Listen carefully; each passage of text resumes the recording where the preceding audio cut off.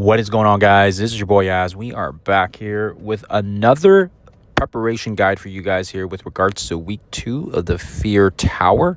And of course, as well, let me just apologize now in advance. I know that at this point, these teams are only speculation and from what I will use. But we will, try to put our theory crafting to it, and hopefully the teams are consistent of what we will expect as well. Obviously, when you play it, the speeds, the turn meters, the buffs, that all changes, and we'll have to see here how it does go when it is live tomorrow. So hopefully, fingers crossed, we are able to get as much of the floors as we can. But other than that, I will kind of showcase the teams that I will be looking at to use. And if I need to pivot and I need to adjust anything, you guys know that I will keep you guys posted with regards to that when it does go live tomorrow. So without further ado, let's quickly jump into it. The first floor is basically a no restriction zone, just like the previous section here. The first 4 of the next week is interesting. So this one here, we've got basically a Brimstone combination with Dormammu and Doom. And it's interesting because this is something that I would normally use as well here with the Dormammu and the Doom, extra speed bar. So definitely for sure an interesting comp. Luckily for us, the Brimstones do not have their buffs active. So that will be nice. At least we don't have to worry about a fully buffed Brimstone War activated team. And what we were planning to use is I feel like a good one here will be the Vigilantes plus my Super Skrull. Super Skrull will be able to apply a lot of the reduction on the speed, and Vigilante will also be able to strip a lot of the positives and prevent the revive once as well. So that in theory is my plan. We will have to see if it actually works, and yeah, obviously I'll have to pivot if it doesn't work, but we'll have to first see here. There is quite a bit of diamonds on these characters as well here, and you can see here that they are quite juiced up. Gear tier 20 for diamonds all across the board. So for sure it will be very, very interesting to see here how it does go when we play through it tomorrow.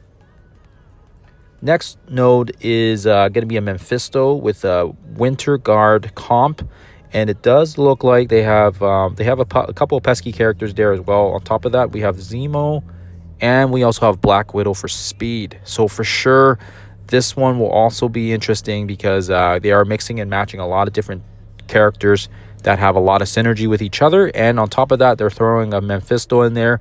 So of course, when we see Mephisto, the first thing that comes to my mind is the Fantastic Four, or should I say the Fantastic Three. Their buffs alone, even outside of War and Arena, they should be able to cancel out that speed manipulation. And on top of that, we should be faster than a lot of those different characters here, even though Black Widow's on that team. So Winter Guard's a bit of a slower team. I'm hoping to maybe use Human Torch, or even Thing. Having the full 5 team members may be viable here. Throwing the stun, Human Torch will get a lot of assists, a lot of heals back for us. So we'll have to see how it goes when it does go live. And I feel like for this one, you definitely need some way to cancel out Mephisto. If you don't have a way to cancel out Mephisto, it's going to be very difficult. And using Quasar and using some of our other big hitters like Xavier, Odin, they make work as well. So definitely for sure, remember the 11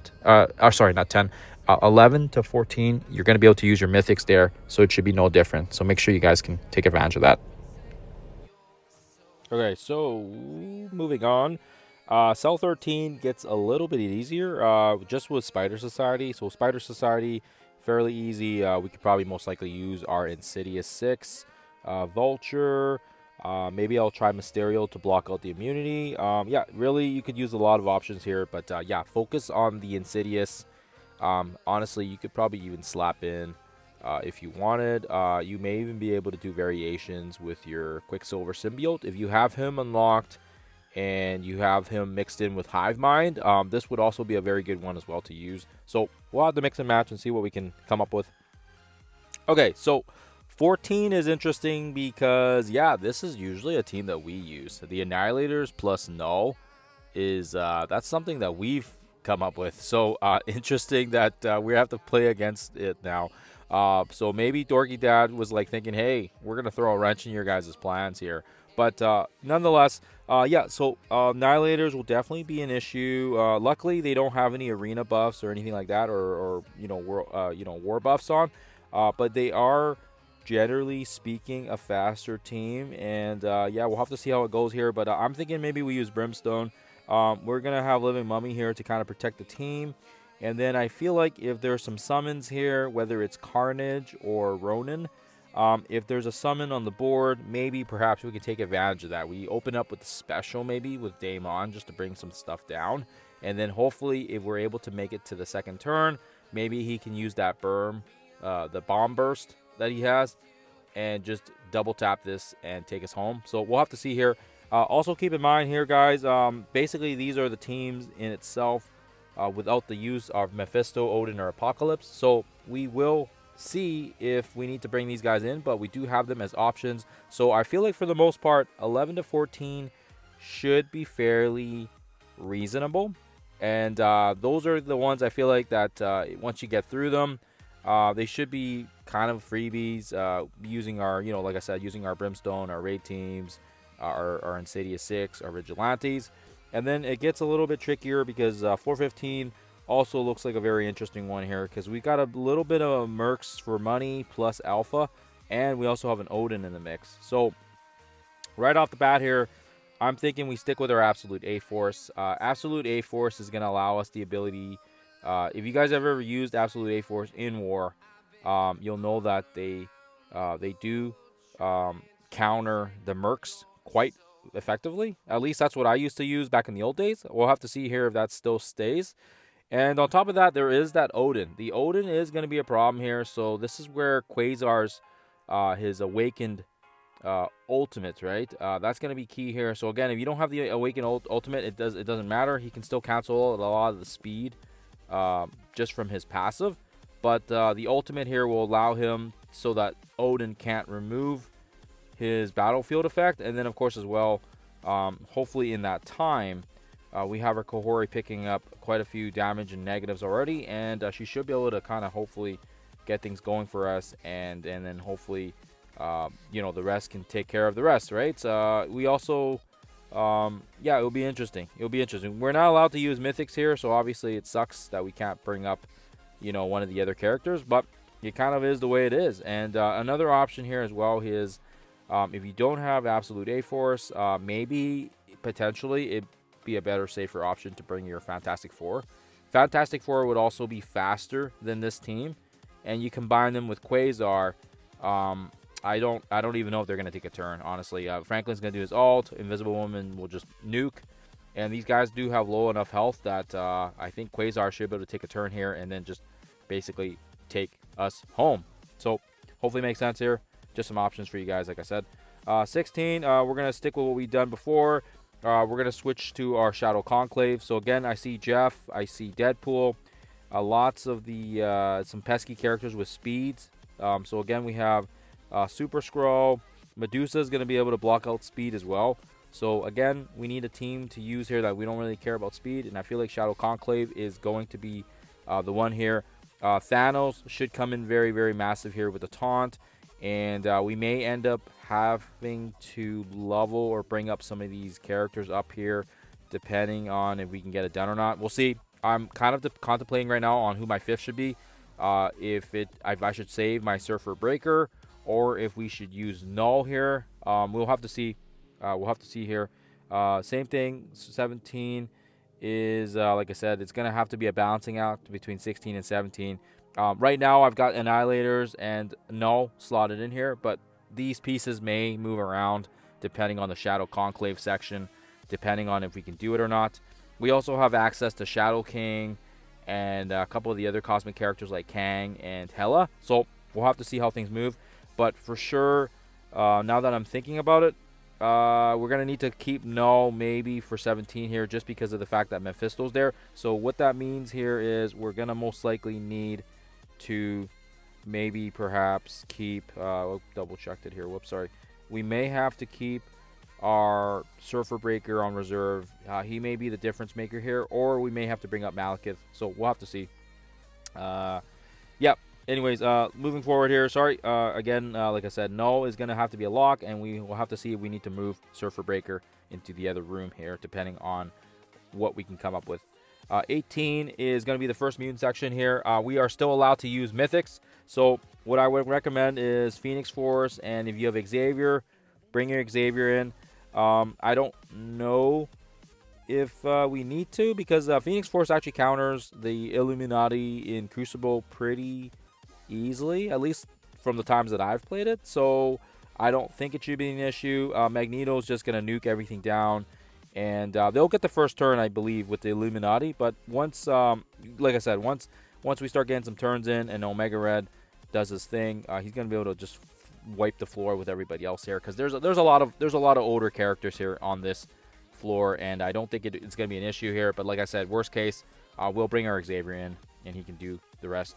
19 is going to be the final node that we can do here, because I feel like there is no way that the Immortal X-Men is going to be able to take this room down. We've got Daemon and Fantastic Four. I've already said it in a few of my other videos.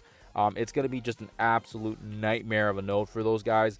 So what we're going to have to use is our Exalted X-Men, because that's the only team I've ever come up with. We do have the addition of Morph, but I do feel like Emma is a really, really good character here, because of the fact that she's going to allow for the ability block, and she's going to also have the mass ultimate as well that causes everybody to hit. And then, yeah, the ability block and the mass ability hitting characters are all very, very important here.